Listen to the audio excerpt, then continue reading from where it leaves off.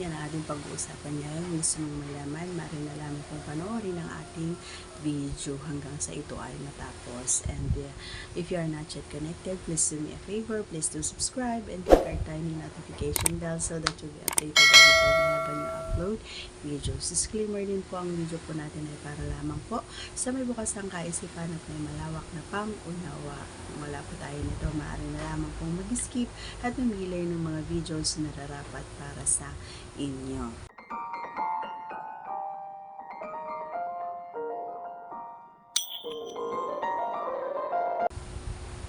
Okay, may mga pagkakataon talaga mga idol na nararamdaman natin kahit mapalala, mapababa so andyan yung talagang ang init talaga ng pakiramdam, so kailangan natin ilabas o di kaya kailangan natin mag-freshen up para naman ay maibsan kumbaga yung init na nararamdaman natin, para lang kapag ikaw ay alam mo yun, yung sobrang init ng panahon, kailangan mo talagang maligo, ganon, 'di ba? Yung pakiramdam para lang lumamig kumbaga at mailabas yung init na iyon, ay kailangan mong syempre importante diyan ang kapareha. hindi naman pwede naman kahit na mag-isa ka lang, pero mas paborito ko talaga yung may kasama. Syempre mas mafe-feel mo, mas ma-appreciate mo, at mas mararamdaman mo ng to the point na talaga naman na ka na talaga at sa sobrang sarap, and mapapasigaw ka talaga sa sobrang saya mo, 'di ba?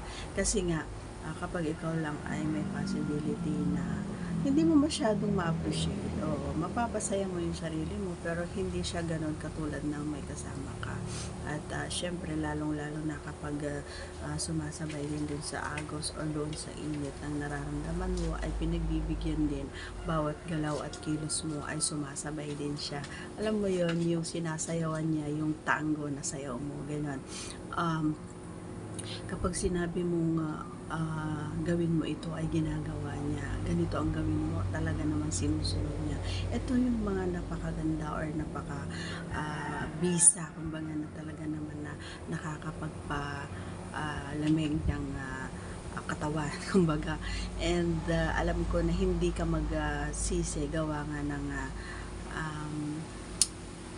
alam mo yon, yung saya na madama mo every time na kapag sinabi mo ay ginagawa niya talaga, no? Kapag inutos, hindi naman utos, kumbaga parang lambing. Kapag naglambing ka sa kanya, talaga naman na ginagawa niya at sinisiguro niya na matatapos talaga, and mailalabas mo yun, at talaga naman na mailalabas at talaga ng sobrang lakas, kahit na alam mo na minsan hindi natin, ako kasi minsan hindi ko mapigil kumbaga yung sarili ko na napapalakas kumbaga yung boses ko kahit na may sa paligid, ganyan. Pero wag naman yung sobrang lakas. So hindi mo maipit mga idol. Kapag kasi ay kailangan na may konting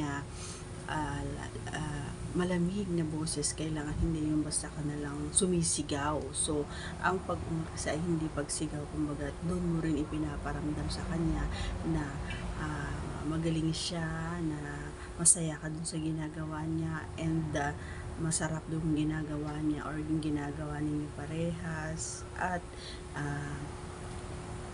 pinapakinggan mo rin kung ano yung mga, ako kasi pinapakinggan ko every time na nag-ano rin siya kasi parang nakakatulong para sa akin, kasi matagal ako na malabas, diba? And every time na naririnig ko yung niya, ay talaga naman na parang humahabol din ako kumbaga doon sa pakiramdam na yung, kasi may time na explain ko sa inyo, may time na gustong mo nang ilabas pero hindi mo mailabas kasi nga gusto mo pang tumagal, pero kailangan na kabisado mo kumbaga yung kilos at galaw na kapareha mo, kasi nga baka mamaya gusto mo pang tumagal pero malapit na pala siya.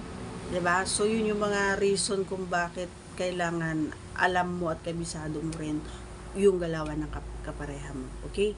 So kailangan sa mata pa lang pag nagkita kayo ay dapat alam nyo na kahit na hindi kayo nagsalita ay sabihin ng inyong mga mata na kailangan na magsabay tayo, kailangan na bilisan mo kasi nga malapit na ako. So yun yung mga way. So isang paraan ko ito para masabi ko rin sa kanya every time na yung alam mo na yung malapit na ganun, kasi nga ang sarap sa pakiramdam kapag nagsabay kayo na magkapare, pagsabay mo talaga na nailabas yung pilit ng katawan, lalo na kapag nagsabay talaga na yung feelings niya na talagang talaga kayo parehas, ang sarap sa pakiramdam. And yung pawis pa kayo every time na habang makakadyat kayo ay talaga naman na ramdam mo kumbaga yung bigat niya at bigat mo rin, bigat ko rin. Ganon. So that's all for today's video mga idol. Once again, if you are not yet connected, please do me a favor, please do subscribe and click our tiny notification bell so that you'll be updated every time we have a new upload videos. Thanks for watching everyone. See you again on our next vlog. Bye!